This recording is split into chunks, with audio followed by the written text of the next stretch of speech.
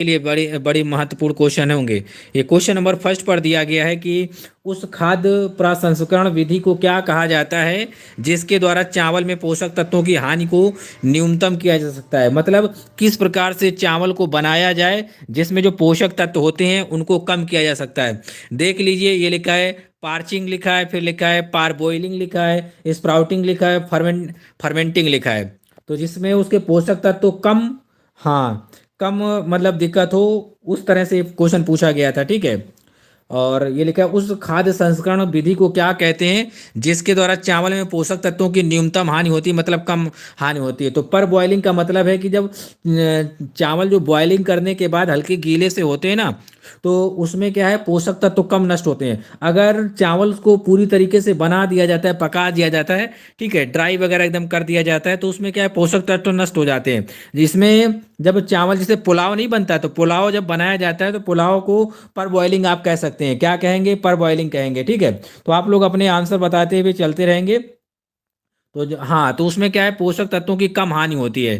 तो इसी का आंसर ऑप्शन बी होगा। अंश क्वाथनन कहा गया है यहाँ पर। ठीक है, जो बॉइलिंग क्रिया होती है, ऑप्शन बी इसका राइट आंसर है। नेक्स्ट है यहाँ पर क्वेश्चन नंबर दूसरे में पूछा गया है, निम्नलिखित में से कौन सी विटामिन है जिसकी कमी से रक्त में प्रोथ्रोम्बिन की मात्रा स्पष्ट रूप से कम हो जाती है और रक्त का थक्का जमने में अधिक समय लगता है। ठीक है। तो कौन सा विटामिन है जिसकी वजह से प्रोथ्रोम्बिन में रक्त की, मतलब रक्त के थक्के में जमने में कम समय लगता है, किसकी कमी हो जाती है? तो विटामिन के ऑलरेडी आपको पता है। ठीक है। हाँ, विटामिन के इसका राइट आंसर होगा, ऑप्शन सी इसका राइट आंसर है। विटामिन के की वजह कमी से क्या होता है, रक्त का थक्का नहीं जमता, तो इसलिए ऑप्शन सी इसका राइट आंसर है। तो आप लोगों के लिए महत्वपूर्ण प्रश्न होंगे, आप लोग थोड़ा प्रैक्टिस करते हुए चलिए। राम सेवक, रमा गुप्ता, कुसुम, कुसुम जाटव, इमरान, स्मिता, कल्पना, ममता। ठीक है। चलिए, अच्छा ध्यान दीजिए।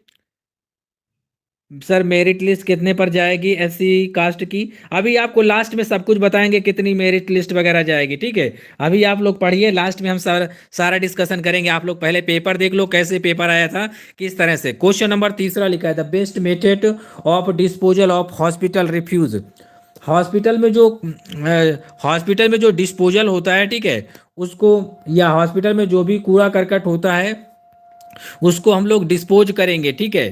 तो वो डिस्पोज करने का जो मेथड होता है उसे इंसिनरेशन कहते हैं। हिंदी में इसे भस्मीकरण कहा जाता है। क्या कहा जाता है? भस्मीकरण कहा जाता है। ओके प्रीति यादव सर, फर्स्ट टाइम आपकी लाइव क्लास ले रही हूँ। अच्छा जी, आप ले रही हैं लाइव क्लास, बहुत बहुत धन्यवाद आपका कि आप जीएस इंडिया में आई लाइव क्लासेस लेने। चलिए देख लीजिए, ये लिखा है best method of disposal of hospital. Hospital में जो डिस्पोजल होता है, ठीक है, उसको हटाने के लिए, ठीक है, हम लोग क्या करते हैं, इंसिनरेशन करते हैं। इंसिनरेशन का मतलब होता है भस्मीकरण किया जाता है। ओके। हाँ, आंसर की आगे, ये एएनएम का ओरिजिनल पेपर है। ठीक है। नेक्स्ट देखो, क्वेश्चन ये लिखा है, एक पीएचसी में कुशल प्रसव देखभाल प्रदान करने के लिए मामलों को आदर्श रूप से 12, यहाँ पर लिखा है 12 सप्ताह से पहले पंजीकृत किया जाना चाहिए। ठीक है। यहाँ पर जो फिल किया जाएगा, एक पीएचसी में जो प्राइमरी हेल्थ सेंटर होता है उसमें कुशल प्रसव देखभाल प्रदान करने के लिए, अगर कुशल प्रसव देखभाल प्रदान करना है तो मामलों को आदर्श रूप से 12 सप्ताह पहले पंजीकृत कर लेना चाहिए या कर देना चाहिए। ठीक है। समझ में आई बात? पूजा सोनू कमेटी। चलिए, अच्छा नेक्स्ट देखिए, क्वेश्चन नंबर पांचवा। क्वेश्चन नंबर 5 पर लिखा है, यहाँ पर फिल इन द ब्लैंक है, यहाँ पर आपको फिल करना है, फिल इन द ब्लैंक्स। ठीक है। हाँ, यहाँ पर आपको फिल करना है। चलिए देख लीजिए आप लोग। हाँ, यहाँ पर आपको फिल करना है, देखिए आप फिर से।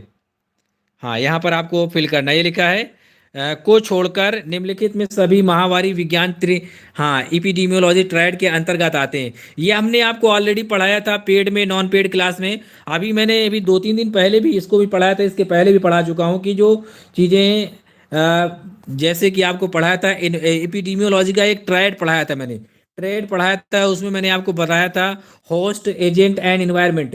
ये 3 चीजें पढ़ाई थी, ये तीनों चीजें इपिडीमियोलॉजिकल ट्रायड के अंतर्गत आती हैं। ठीक है। महामारी विज्ञान ट्रिक के अंतर्गत आती हैं। ये जो इन्वेस्टिगेटर लिखा है, ये नहीं आती। ठीक है। सर कुछ बोलना है, ममता सिंह जी बोलिए, क्या बोलना है आपको? अन्नपूर्णा, श्वेता, हेमा, देखिए मैंने आपको अभी पढ़ाया था। हाँ, घसीटा राम, ध्यान दो, इधर उधर दिमाग ना लगाओ तुम लोग, समझे? हाँ, नहीं फिर मोह माया में पड़े रहोगे। मैंने आप लोगों को ये पढ़ाया था एपिडेमियोलॉजी, ट्रायड के बारे में बताया था कि इसके अंतर्गत कौन कौन सी चीज़ें आती हैं। तो देखो, एजेंट आता है और होस्ट आता है, फिर इसके बाद इन्वायरमेंट आता है। इन्वेस्टिगेशन इसमें इंक्लूडेड नहीं है, ठीक है। इन्वेस्टिगेशन इंक्लूड नहीं किया जाता, ये तीनों चीज़ें इंक्लूडेड है इसमें, ठीक है। ये तीनों चीज़ें इंक्लूड होती हैं। चलिए देखिए, क्वेश्चन नंबर है 6वां। ये यहाँ पर फिल करना है आपको। हाँ, ये यहाँ पर आपको फिल करना है। ये लिखा है, को छोड़कर निम्नलिखित सभी कारक स्वास्थ्य के सामाजिक आर्थिक निर्धारक के अंतर्गत आते हैं। जितने भी कारक दिए गए हैं सामाजिक आर्थिक निर्धारक के अंतर्गत आते हैं, ठीक है। यहाँ पर इसको छोड़ के देखिए, आर्थिक स्थिति आर्थिक या सामाजिक के अंतर्गत आ जाएगी, शिक्षा आ जाएगी, व्यवसाय आ गया। ये जो मदद ते लिखा है ना, पता नहीं क्या लिखा है, ऑप्शन सी इसका राइट आंसर होगा, यही इसका राइट आंसर होगा। हाँ, ऑप्शन सी इसका राइट आंसर है। वीडियो क्लियर नहीं है? हाँ चलिए, अच्छा देखिए यहाँ पर घसीटा राम। हाँ, क्वेश्चन नंबर 7वां देखो। तुम घसीटा राम बहुत शरारती हो रहे हो, हैं? दिन प्रतिदिन तुम बहुत शरारती हो रहे हो, तुम्हारी खिंचाई बहुत करनी पड़ेगी हमें। देखो, क्वेश्चन नंबर ये पढ़ लो 7वां। क्वेश्चन नंबर 7वें पे लिखा है, संपर्क द्वारा संचारित होने वाले रोगों को कहा जाता है। यहाँ पर आपको फिल करना है, क्या कहा जाता है। प्रीति चौहान बिल्कुल नहीं दिखता। अभी तो यार 9 नहीं बजा है, अभी से नहीं दिख रहा है तुम लोगों को। क्या होगा आगे बताओ। ओके जी, ओके जी, ठाकुर आचार्य जी। पढ़ लीजिए क्वेश्चन नंबर 7, पढ़ लीजिए। संपर्क द्वारा संचारित होने वाले रोगों को क्या कहा जाता है। इन्हें इन्फेक्शियस डिसीज कहते हैं, ठीक है, इन्फेक्शियस डिसीज। ऑप्शन सी इसका राइट आंसर है। या यहाँ पर कम्युनिकेबल होता तो वो भी मान लेते, ऑप्शन सी इसका राइट आंसर है, ठीक है। संपर्क द्वारा संचारित होने वाले रोगों को हम लोग क्या कहते हैं, इन्फेक्शियस डिसीज कहते हैं। संक्रामक रोग कहा जाता है, ये एक से दूसरे में ट्रांसफर होते हैं। Option C is the right answer. Meenakshi Sharma, नहीं मीनाक्षी, आपसे नाराज नहीं है, ऐसा ना कहा करो। हाँ, क्वेश्चन नंबर है आपकी स्क्रीन पर 8। भूपृष्ठ या सरफेस वाटर का मुख्य स्रोत क्या है। क्वेश्चन नंबर 8वें का आंसर क्या होगा। पढ़ो भाई, घसीटा राम। हाँ, अंजलि शर्मा, गुड़िया, क्लियर नहीं है, वीडियो क्लियर नहीं है, कैसी बातें करती हो। क्लियर तो हो गया कि दिख नहीं रहा है क्या अच्छी तरीके से। अच्छा जी, चलिए कुछ व्यवस्था कर देते हैं इसके लिए। बात यह है कि ओस जम जाती है यार, ठंडी बहुत ज़्यादा है, समझे, ठंड बहुत ज़्यादा है। वीडियो को दोबारा से स्टार्ट कर लेना है बाय द वे, ठीक है। देख लीजिए, ये लिखा है सरफेस वाटर का मुख्य स्रोत क्या है। तो समुद्र जल ये सरफेस वाटर का मुख्य स्रोत है, सरफेस वाटर का, ठीक है। हाँ, भूपृष्ठ जो जल है ये समुद्र जल, ये इसका मुख्य स्रोत है। ऑप्शन ए इसका राइट आंसर होगा। हाँ, 97% जल प्राप्त होता है, सब बात। हाँ चलिए, अच्छा नैना, क्वेश्चन नंबर 9 पढ़ो। रोल एंड रिस्पॉन्सिबिलिटी से क्वेश्चन आए हैं ये हैं, ठीक है। अब सेक्शन रोल एंड रिस्पॉन्सिबिलिटी पढ़ेंगे। चलो देखो, ये लिखा है एएनएम, क्या लिखा है यहाँ पर, एएनएम। हाँ, प्रसव पूर्व माँ को सलाह देती है कि वह 28 से 34 सप्ताह की अवधि के दौरान प्रसव पूर्व जांच के लिए चिकित्सा अधिकारी के पास जाएं। यहाँ जो एएनएम होती है, प्रसव से पूर्व, डिलीवरी से पहले बता देती है 28 और 34 सप्ताह की अवधि के दौरान वो जो चिकित्सा अधिकारी होते हैं उनके पास जरूर जाएं, ठीक है। हाँ, जो एएनएम होती हैं ये डिलीवरी करने वाली माँ को बता देती हैं कि आपको 28 और 34 सप्ताह के अवधि के दौरान आपको जो चिकित्सा अधिकारी होते हैं उनसे जरूर जाओ, उनके पास जाओ और सलाह वगैरह ले लो। तो ऑप्शन ए इसका राइट आंसर होगा, क्या होगा, ऑप्शन ए इसका राइट आंसर होगा। अंकिता मिश्रा, निधि मौर्य, नैना। चलिए, अच्छा देखिए, देखो थोड़ा बहुत प्रैक्टिस करते रहोगे तो इससे आपका मन लगेगा, ठीक है। हाँ, क्वेश्चन नंबर ये लिखा है आपकी स्क्रीन पर, ये लिखा है दूसरा। अकॉर्डिंग टू डब्ल्यूएचओ के according how many antenatal visit are required by ANM. ANM के द्वारा कितनी एंटीनेटल विजिट होना चाहिए डब्ल्यूएचओ के अकॉर्डिंग कितनी विजिट होना चाहिए। क्वेश्चन नंबर दूसरे का आंसर क्या होगा, 4 विजिट होना चाहिए, ठीक है। हाँ पढ़िए, ये क्या लिखा है, 4 विजिट होना चाहिए अकॉर्डिंग टू डब्ल्यूएचओ के अकॉर्डिंग। हाँ, हाउ मैनी एंटीनेटल विजिट, कितनी एंटीनेटल विजिट रिक्वायर्ड है बाय एएनएम के द्वारा। तो 4 होती है एंटीनेटल विजिट, ठीक है। देख लो, क्वेश्चन आ चुका है ऑलरेडी। ममता, ममता क्या मेरी बात नहीं, इतने सही आंसर भी गलत कर दिए हैं कमेटी ने। अच्छा जी, अभी आपके क्वेश्चनों का निवारण हम लोग करेंगे, लास्ट में बतियाएंगे आपसे हम, ठीक है। बिल्कुल भी आप निराश ना हो, जीएस इंडिया आपके साथ है। आपको एक अच्छी सलाह देंगे कैसे क्या होगा, ठीक है। 4 एंटीनेटल विजिट होती हैं। आप लोग रिवीजन कर लेना इन क्वेश्चनों का, ठीक है, क्योंकि बढ़िया क्वेश्चन रखे हुए हैं। ये लिखा है the ANM makes postnatal home visit for institutional delivery. अगर किसी भी महिला की इंस्टीट्यूशनल डिलीवरी होती है तो एएनएम उनको, ये लिखा है the ANM makes postnatal home visit, तो ANM postnatal home visit करेंगी अगर किसी भी महिला की इंस्टीट्यूशनल डिलीवरी होती है। इंस्टीट्यूशनल का मतलब है कि हॉस्पिटल में अगर बच्चा पैदा होता है, सीएससी पीएससी कहीं पर भी, तो कौन कौन से दिन करती हैं, देखो तीसरे दिन करती हैं डिलीवरी के बाद। पोस्ट नेटल विजिट लिखा है, पोस्ट नेटल होम विजिट, तो एएनएम करेगी तीसरे दिन, फिर करेगी 7वें दिन, फिर ये लिखा है 42वें दिन, 42 दिन में करती है। तो ऑप्शन ए इसका राइट आंसर होगा। क्या होगा? ऑप्शन ए इसका राइट आंसर है। हाँ, इंस्टीट्यूशनल डिलीवरी का मतलब होता है हॉस्पिटल में। ठाकुर जी, मेरे मोबाइल में आज वीडियो नहीं चल रहा है, क्या हो गया यार? ठंड लग गई क्या मोबाइल को? क्वेश्चन नंबर चौथा लिखो, करतार सिंह समिति ने एएनएम का नाम बदलकर, एएनएम पद पद नाम बदलकर करने का सुझाव दिया था, बताइए। ये लिखा है करतार सिंह समिति ने एएनएम का पद नाम बदलकर सुझाव दिया था। उन्होंने कहा था मल्टीपर्पज हेल्थ वर्कर नाम रख दिया जाए। क्या रख दिया जाए? घसीटा राम, होम डिलीवरी में कितनी विजिट होंगी? होम डिलीवरी में का है कि पिज्ज़ा की होम डिलीवरी करा रहे हो क्या? देखो होम डिलीवरी यहाँ पर पोस्ट पोस्ट नेटल के लिए बताया जा रहा है घसीटा राम, ध्यान दो। हाँ, पोस्ट नेटल के लिए बताया जा रहा है कि 3 विजिट होंगी, 3। एक होती है तीसरे दिन, फिर होती है 7वें दिन, फिर होती है 42वें दिन, ये एएनएम करती है, ठीक है। सिलेंडर की होम डिलीवरी नहीं भाई। देखो करतार सिंह समिति ने कहा था कि एएनएम का नाम बदलकर मल्टीपर्पज हेल्थ वर्कर कर दिया जाए। ऑप्शन ए इसका राइट आंसर है, ठीक है। ऑप्शन ए इसका राइट आंसर है। नेक्स्ट है ये क्वेश्चन आपकी स्क्रीन पर, 5वां, 5 नंबर पर पूछा गया था, the time limit for ANM for registering the event of the birth and the date of the death is days. यहाँ पर पूछा जा रहा है कि एएनएम जन्म और मृत्यु पंजीकरण कर देगी, कितने दिनों के अंदर कर देगी, बताइएगा राइट आंसर क्या होगा। हाँ, जो एएनएम है डेट एंड बर्थ रजिस्ट्रेशन कर देगी, ठीक है। हाँ, कितने दिनों के अंदर कर देगी, तो ये यहाँ पर पूछा जा रहा है। तो इस क्वेश्चन का राइट आंसर है 21 दिन के अंदर कर देगी। ये देखो वही लिखा है, एएनएम के लिए लिमिट होती है कि एएनएम जो होती है वो जो बर्थ रजिस्ट्रेशन होता है, यही क्वेश्चन सीएचओ में भी पूछा गया था। देखो आप लोग ऐसा बिल्कुल मन में संदेह ना पालो कि ये एएनएम में आया है तो सीएचओ में नहीं, ऑलरेडी ये क्वेश्चन सीएचओ में भी पूछा गया है। जो बर्थ रजिस्ट्रेशन होता है और डेथ रजिस्ट्रेशन होता है, ठीक है। हाँ, बर्थ और डेथ रजिस्ट्रेशन 21 दिन के अंदर हो जाना चाहिए, 21 दिन के अंदर। और हमने ऑलरेडी सारी चीज़ें पढ़ा रखी हैं आपको। नेक्स्ट क्वेश्चन देखिए आप, नेक्स्ट क्वेश्चन यहाँ पर लिखा हुआ है, देखिए एएनएम का मुख्यालय गांव में रहना अनिवार्य था, इस आवश्यकता को सख्ती से लागू किया गया, किसके द्वारा लागू किया गया? देख लो भाई, क्वेश्चन थोड़ा बड़ा है जो एडजस्ट नहीं हो रहा है, ध्यान रखो यहाँ पर देख लो। पढ़ाया हुआ हमारा बहुत ज़्यादा आया है, जीएस इंडिया का परीक्षा में बहुत ज़्यादा आया है। एएनएम का मुख्यालय गांव में रहना अनिवार्य था, इस आवश्यकता को चिकित्सा अधिकारी तथा जिला स्वास्थ्य अधिकारी द्वारा सख्ती से लागू किया गया, ठीक है। तो ये आंसर, इसका राइट आंसर था डी यहाँ पर। चलिए यहाँ पर डी इसका राइट आंसर था, डी। हाँ, डी इसका राइट आंसर था, ओके। चलिए नेक्स्ट देख लीजिए क्वेश्चन। ये क्वेश्चन 7वां नंबर देखो, आपको हमने प्रोग्राम पढ़ाए थे कम्युनिटी हेल्थ नर्सिंग में। देखिए यहाँ पर लिखा है राष्ट्रीय मलेरिया नियंत्रण कार्यक्रम एनएमसीपी किस वर्ष शुरू किया गया था? ऑलरेडी पढ़ाए गए क्वेश्चन है, ठीक है। बताइए 7वें का आंसर, ये लिखा है राष्ट्रीय मलेरिया नियंत्रण कार्यक्रम।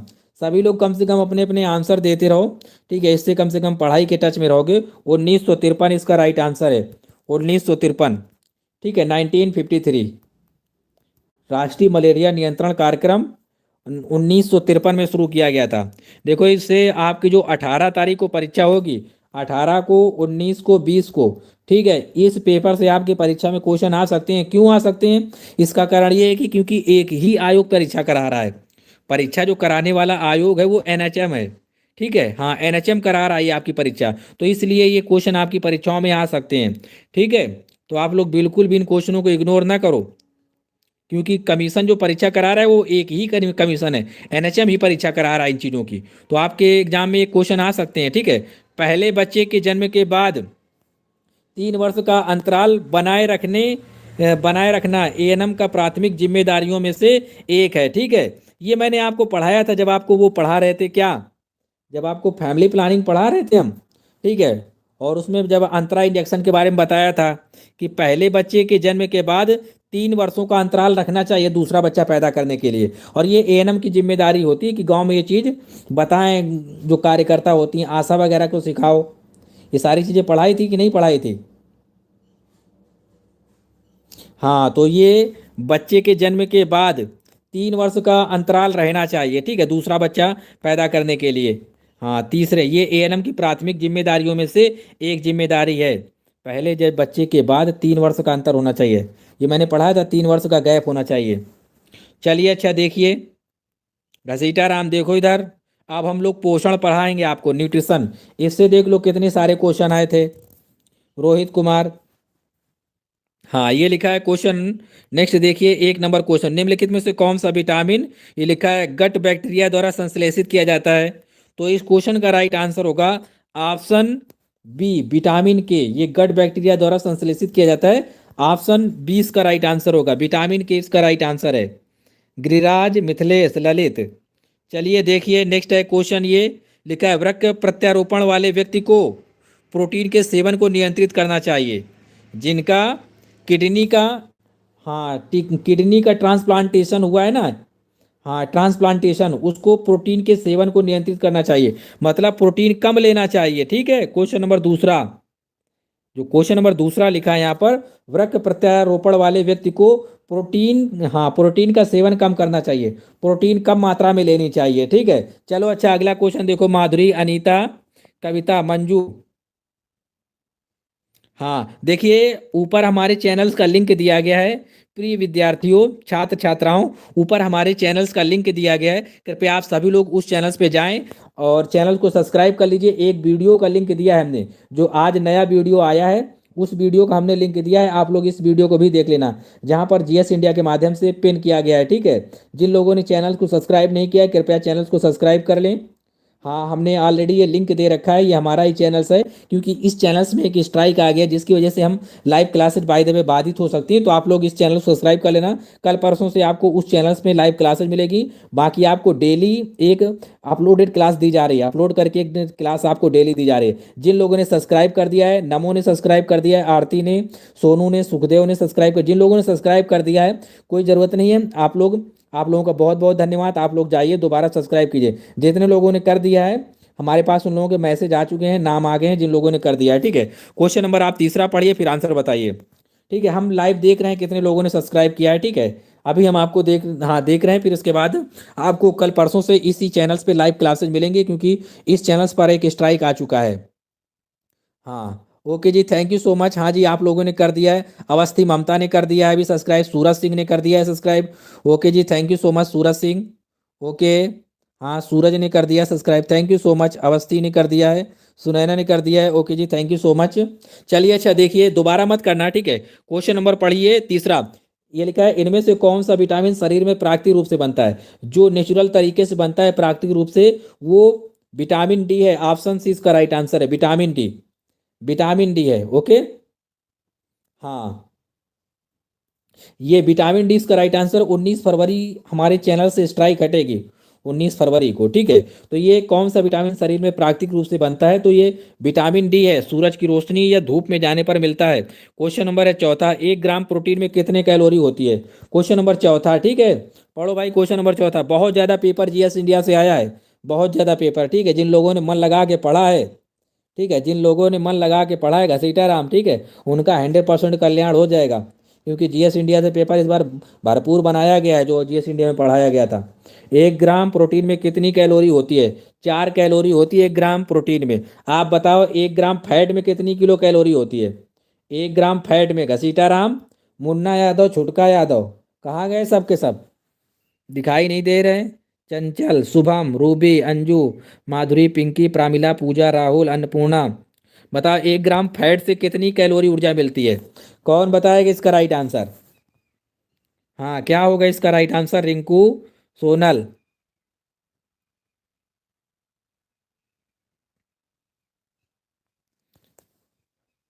देखिए इस क्वेश्चन का जो राइट आंसर होगा, जो 1 ग्राम फैट होती है, 1 ग्राम जो फैट होती है, इससे 9 किलो कैलोरी ऊर्जा मिलती है, 9 कैलोरी कह सकते हो, ठीक है। हाँ, इतनी ऊर्जा मिलती है 1 ग्राम फैट से। 1 ग्राम कार्बोहाइड्रेट से कितनी ऊर्जा मिलती है? दीपान, हाँ दीपा सिंह बताइए। 1 ग्राम, अब 1 ग्राम कार्बोहाइड्रेट से बताओ कितना मिलता है? अगर 1 ग्राम कार्बोहाइड्रेट आपको खिलाया जाता है तो इससे कितना ऊर्जा मिलता है 1 ग्राम कार्बोहाइड्रेट से? रमेश, ललित, जितेंद्र, गिरिराज, अनामिका। आपका पढ़ाया हुआ स्टाफ नर्स में भी आएगा? जी हाँ, अवश्य आएगा कन्या, अवश्य आएगा। झंडू ठाकुर, वेरी गुड। झंडू ठाकुर, झिंडू ठाकुर, वेरी गुड, बहुत अच्छे, सही बता रहे तुम। ठीक है, जो 1 ग्राम कार्बोहाइड्रेट दी जाती है उस पे 4 कैलोरी मिलती है। कितनी? 4 किलो कैलोरी या 4 कैलोरी, ठीक है, ये बात ध्यान रखिएगा। हाँ, 4 किलो कैलोरी इसका राइट आंसर होगा। जितनी प्रोटीन से मिलती है 1 ग्राम प्रोटीन से, हाँ 1 ग्राम प्रोटीन से जितनी ऊर्जा मिलती है उतनी 1 ग्राम, ठीक है, 1 ग्राम कार्बोहाइड्रेट से मिलती है। तो इन दोनों से जो मिलती है वो 4 किलो कैलोरी मिलेगी, ठीक है। अब बताओ, अच्छा 1 ग्राम दारू से कितनी मिलेगी? इमरान खान, कौन बताएगा? 1 ग्राम दारू, अगर कोई 1 ग्राम एल्कोहल लेता है, ठीक है सर, हम सबको इंग्लिश भी सिखा दें? किलो कैलोरी, अच्छा बालक, जरूर सिखा देंगे हम। ठीक है, अब बताओ, अच्छा 1 ग्राम पौआ से, 1 ग्राम दारू से कितनी मिलती है? 1 ग्राम दारू से कितनी मिलेगी 1 ग्राम एल्कोहल से? कोई बताएगा? ठंडी में कौन ले रहा है भाई? पूजा वर्मा, तुम्हें आइडिया नहीं है? अच्छा, देखे पीने वाले होंगे तो बता देंगे अभी। शालिनी मिश्रा, पीने वाले बता सकते हैं। अच्छा, साइना, रोशनी, वेरी गुड, बहुत अच्छे। प्रेम, राघवंशी, प्रीति, अंसारी, घसीटा राम, पकड़ में आ गया ये। बबली, हाँ हाँ, 1 ग्राम एल्कोहल जो होता है ना, हाँ 1 ग्राम एल्कोहल से 7 किलो कैलोरी ऊर्जा मिलती है, 7 कैलोरी, ठीक है। हाँ, 7 किलो कैलोरी ऊर्जा मिलती है। देखो यहाँ से साबित हो गया। हाँ, जितने लोगों ने आंसर बताया, बस मैं समझ गया, मैं समझ गया जिन लोगों का आंसर ये सही आ रहा है ना, मैं समझ गया। नमन ऑफिशियल, जिन लोगों को नहीं पता वो लोग गलत आंसर दे रहे हैं अभी भी। राहुल शर्मा, सर हम पीते नहीं लेकिन फिर भी बता देते हैं। अच्छा, ये तो बहुत तगड़ा अनुभव है तुम्हारा। तुम वाईफाई कर लेते होगे। चलिए, ये तीनों चारों जो क्वेश्चन बताए हैं ना, ये याद रखना, ठीक है। हाँ, चलिए, अच्छा देखिए अगला क्वेश्चन देखो यहाँ पर, ये लिखा है, फिल करना था यहाँ पर। कैल्शियम का सबसे अच्छा स्रोत है, खूब पढ़ाया है दबा के, चैनल्स में भी, पेड क्लास में भी पढ़ाया है। ये लिखा है कैल्शियम का सबसे अच्छा स्रोत है मिल्क, ठीक है। कविता वर्मा, सर्दियों में तो चलता है सर, देख लो। हाँ, बताओ, ये लिखा है यहाँ पर, ये लिखा है दूध का सबसे अच्छा स्रोत है, ये सॉरी कैल्शियम का अच्छा स्रोत है। तो मिल्क जो लिखा है ना, दूध, मिल्क, ये कैल्शियम का सबसे बेस्ट सोर्सेज है। हाँ, दूध, मिल्क सबसे बेस्ट सोर्स है कैल्शियम का। चलिए, अच्छा देखिए, नेक्स्ट लिखा है ऑस्टियोमलेशिया के कारण होता है। किसकी वजह से ऑस्टियोमलेशिया होता है? यहाँ पर फिल करना है आपको। ऑस्टियोमलेशिया किसके कारण होता है? हाँ, ऑस्टियोमलेशिया किसके कारण होता है, यहाँ पर फिल करना था आपको। ठीक है, ऑस्टियोमलेशिया किसके कारण होता है? तो इस क्वेश्चन का जो राइट आंसर होगा वो होगा विटामिन डी की कमी से ऑस्टियोमलेशिया होता है। Option C is the right answer. Okay, हाँ, ऑप्शन सी इसका राइट आंसर होगा, ऑप्शन सी। हाँ, ऑप्शन सी इसका राइट आंसर है, ऑस्टियोमलेशिया की कमी के कारण। ठीक है, क्या लिखा है यहाँ पर? ऑस्टियोमलेशिया की कमी के कारण, uh sorry, osteomalacia vitamin D की कमी के कारण होता है। Option C is the right answer. ठीक, अच्छा बताओ, जैसे कि एडल्ट में ऑस्टियोमलेशिया हो जाता है, तो बच्चों में कौन सा रोग होगा विटामिन डी की कमी से? बच्चे जो छोटे छोटे बच्चे होते हैं, हाँ उनमें कौन सा रोग होगा? उनमें कौन सा रोग हो जाएगा? पढ़ो भाई, क्वेश्चन नंबर 7वां ये लिखा है, क्वेश्चन नंबर 7 पढ़ लीजिए आप लोग। हाँ, क्वेश्चन नंबर 7 पर पूछा गया है, वह विटामिन कौन सा है जो वसा, प्रोटीन, कार्बोहाइड्रेट के उपापचय में शामिल होता है? ये क्वेश्चन नंबर 7 पर लिखा है, वह कौन सा विटामिन है जो वसा, प्रोटीन, कार्बोहाइड्रेट के उपापचय में शामिल होता है? तो उसका नाम है राइबोफ्लोबिन। ऑप्शन बी इसका राइट आंसर है। इसी को विटामिन बी टू कहा जाता है। क्या कहा जाता है? विटामिन बी टू कहा जाता है। सर इंग्लिश में भी क्वेश्चन कराओ, विनीसी यादव। ओके जी, करा देंगे, दे देंगे ठाकुर जी, ओके दे देंगे, पीडीएफ दे देंगे आपको, ठीक है। अन्नपूर्णा, हाँ, जो राइबोफ्लाविन है इसे विटामिन बी 2 कहा जाता है। यह वह विटामिन है जो वसा, प्रोटीन, कार्बोहाइड्रेट के उपापचय में मदद करता है, ठीक है रमेश। चलो अगला क्वेश्चन देखो, ये लिखा है क्वेश्चन नंबर 8वां। मुंह से आने वाली सांसों की दुर्गंध के लिए प्रयुक्त होने वाला शब्द कौन सा है? अगर मुंह से बदबू नहीं आती, हाँ, जैसे कि आज ही मैंने एक लोगों को बताया सुबह कि उनके मुंह से बदबू आ रही थी, तो मैंने कहा कि देखो मुंह से बदबू आ रही है, हाँ, तो उन्होंने कहा कि हमने ब्रश नहीं किया है कई दिनों से, तो हमने कहा करते रहा करो, ठंडी का मतलब ये नहीं कि एकदम त्याग कर दो। मुंह से आने वाली सांसों की दुर्गंध के लिए प्रयुक्त होने वाला शब्द कौन सा है अगर मुंह से बदबू आ रही है? तो इस क्वेश्चन का जो राइट आंसर होगा, हाँ, इस क्वेश्चन का राइट आंसर है, ये लिखा है halitosis. Option B is the right answer. Halitosis इसका राइट आंसर है। मुंह से आने वाली सांसों की दुर्गंध को हम लोग हेलिटोसिस कहते हैं। Option B is the right answer. अब हम लोग पढ़ेंगे ह्यूमन बॉडी स्ट्रक्चर पढ़ेंगे, ठीक है। एनाटॉमी फिजियोलॉजी के क्वेश्चन देखो कितने आए थे। एनाटॉमी फिजियोलॉजी के क्वेश्चन देखो भाई, निम्नलिखित में से कौन सा रोग उपापचयी विकार मेटाबॉलिक डिसऑर्डर है? मेटाबॉलिक डिसऑर्डर है, यहाँ पर पूछा गया था। निम्नलिखित में से कौन सा रोग उपापचयी विकार मतलब मेटाबॉलिक डिसऑर्डर है? तो मधुमेह है। ऑप्शन इसका राइट आंसर है मधुमेह, हाँ, डायबिटीज जिसे कहते हैं ये है रोग। नेक्स्ट है क्वेश्चन नंबर दूसरा, ये लिखा है एंजाइमेटिक अग्नाशय स्राव एंजाइमेटिक पैनक्रियाटिक सिक्रीशन का मुख्य रूप से द्वारा उद्दीपित करता है। किसके द्वारा उद्दीपित करता है ये जो एंजाइम पैनक्रियाटिक सिक्रेशन होता है मुख्य रूप से, ये लिखा है कोलोसिस्टोकाइनिन के द्वारा उद्दीपित करता है या स्टिमुलेट होता है। ऑप्शन सी इसका राइट आंसर होगा। Priyanka, Ruby, okay. चलिए अच्छा देखिए घसीटा राम, हाँ अच्छा जी, आप इसमें लगाए थे आंसर। सर थोड़ा जूम कर दीजिए, अच्छा जी जूम कर देंगे। ये देखिए question number 3, how many days before menses does ovulation occur? आज ही मैंने एक क्लास ली थी ना, आप लोगों को एक क्लास ली थी आप लोगों की, ये क्वेश्चन पूछा था मैंने, आज देखो पढ़ाया था मॉर्निंग में। मॉर्निंग में जो क्लास ली थी उसमें बताया था how many days before message menstruation के बारे में लिखा है। डज ओवल्यूशन अकर, अंडो उत्सर्ग अकर होता है, ये मैंने पढ़ाया था सेम। देखो इसी तरह से आज मैंने एक दोपहर में जो क्लास ली थी, ऊपर जो लिंक दिया है ना चैनल्स का, ये मॉर्निंग वाली क्लास है, इसी में ये क्वेश्चन रखा हुआ है, इसी में, हाँ इसी में ये क्वेश्चन रखा हुआ है, जो ऊपर लिंक दे रखा है मैंने चैनल्स का, इसी में ये क्वेश्चन रखा हुआ है। हाँ जी, देखिए इस क्वेश्चन का जो राइट आंसर होगा, हाँ 14 दिन होगा, ओवल्यूशन का यही टाइमिंग होता है आफ्टर मिंसेज, हाँ आफ्टर मिंस्ट्रुएशन। ऑप्शन ए इसका राइट आंसर है, 14 दिन अंडो उत्सर्ग के बारे में, ठीक है। आज ही मैंने मॉर्निंग में पढ़ाया था, जो क्लास ली थी मॉर्निंग वाली। हाँ नेक्स्ट है क्वेश्चन नंबर, ये देखिए बाकी इसके पहले भी मैंने कई बार पढ़ाया है। ये लिखिए क्वेश्चन नंबर, ये लिखा है 4 नंबर, यदि अणु परिचारित छोड़ दिया जाए तो आयोडीन की कमी से गंभीर रोग हो सकता है। कौन सा गंभीर रोग हो सकता है आयोडीन की कमी से? देखो भाई, ये क्वेश्चन नंबर 4 पे लिखा है, यहाँ पर लिखा है अनुपचारित का मतलब है अगर इलाज ना किया जाए, ठीक है, अगर ट्रीटमेंट ना किया जाए, हाँ अगर ट्रीटमेंट ना किया जाए तो आयोडीन की कमी से कौन सा गंभीर रोग हो सकता है? तो ये लिखा है हाइपोथायराइडिज्म हो सकता है। क्या? हाइपोथायराइडिज्म, ऑप्शन बी इसका राइट आंसर होगा। हाइपोथायराइडिज्म हो सकता है, समझ में आ रही बात? हाँ हाइपोथायराइडिज्म हो सकता है। ये हिंदी में तो देखो बहुत डिफिकल्ट लिखा है, अबट अल्पक्रियता। थोड़ा सा जूम कर दे, अच्छा जी जूम कर रहे हैं, देख लो जूम कर दिया।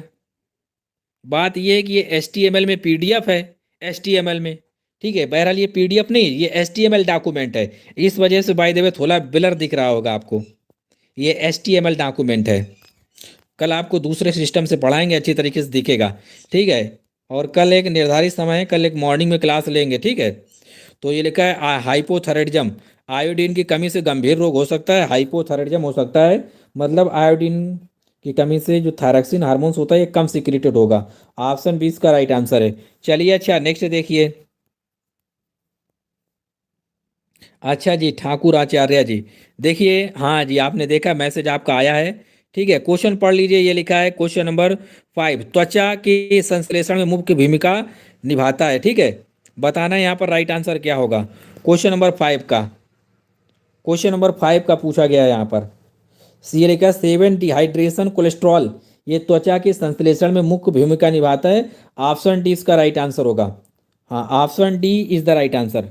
टाइम क्या होगा क्लास का वही 11:30 के आसपास लेंगे क्लास, ठीक है, मॉर्निंग में। हाँ, नेक्स्ट देखो क्वेश्चन ये लिखा है, परिधि प्रतिरोध में परिवर्तन मुख्य रूप से को प्रभावित करता है। ये लिखा है केवल अनुशीतलन दाब को प्रभावित करता है। हिंदी में लिखा है, इंग्लिश में होता तो थोड़ा बहुत आपको और दिखाते और समझाते। ऑप्शन ए इसका राइट आंसर है क्वेश्चन नंबर 6 का। नेक्स्ट है ये क्वेश्चन देखिए, पीईएम का गोमेज वर्गीकरण आधारित है। उम्र के हिसाब से वजन, वेट फॉर एज। पीईएम वही प्रोटीन वाला दिया गया सिस्टम, ठीक है। प्रोटीन एनर्जी मल न्यूट्रिशन क्या होगा, प्रोटीन एनर्जी मल न्यूट्रिशन होगा। उम्र के हिसाब से वजन, ऑप्शन डी इसका राइट आंसर होगा। हाँ, ऑप्शन डी इसका राइट आंसर है। नेक्स्ट है ये क्वेश्चन देखिए, ये लिखा है शिशुओं में प्री स्कूलर 3 से 6 वर्ष में सामान्य श्वसन दर कितनी होती है। जो 3 से 6 वर्ष के बालक होते हैं प्री स्कूलर, इनकी सामान्य श्वसन दर कितनी होती है। हाँ, पीपी सिंह, देखिए जो चीज़ें नहीं समझ में आ रही लास्ट में हम आप लोगों से बातचीत करेंगे, ठीक है। सारी चीज़ें आपको समझ में आएंगी। क्वेश्चन नंबर 8वां पढ़ लीजिए। हम सोच रहे हैं पूरा पेपर करा दें, क्यों बार बार का झाम रखे है कि नहीं। हाँ, Gomez scale road to health card में देखते हैं। Ghasitaram, very good Ghasitaram. देखिए शिशुओं में प्री स्कूलर, ठीक है, प्री स्कूलर की एज 3 से 6 साल होती है। इनकी श्वसन दर कितनी होती है। श्वसन दर इनकी 22 से 34 होती है, ठीक है। कितनी होती है, 22 से 34। ऑप्शन बी इसका राइट आंसर है। 22 से 34 होती है श्वसन दर इनकी, ठीक है। हाँ, 22 से 34 श्वसन दर होगी इनकी। ऑप्शन बी इसका राइट आंसर है। नेक्स्ट है जो न्यूबॉर्न होते हैं, न्यूबॉर्न जो होते हैं उनकी कितनी होती है, कोई बताएगा। जो न्यूबॉर्न होते हैं, हाँ, न्यूबॉर्न जो होते हैं उनकी श्वसन दर कितनी होती है, जो न्यूबॉर्न होते हैं। कौन बताएगा भाई, न्यूबॉर्न जो होते हैं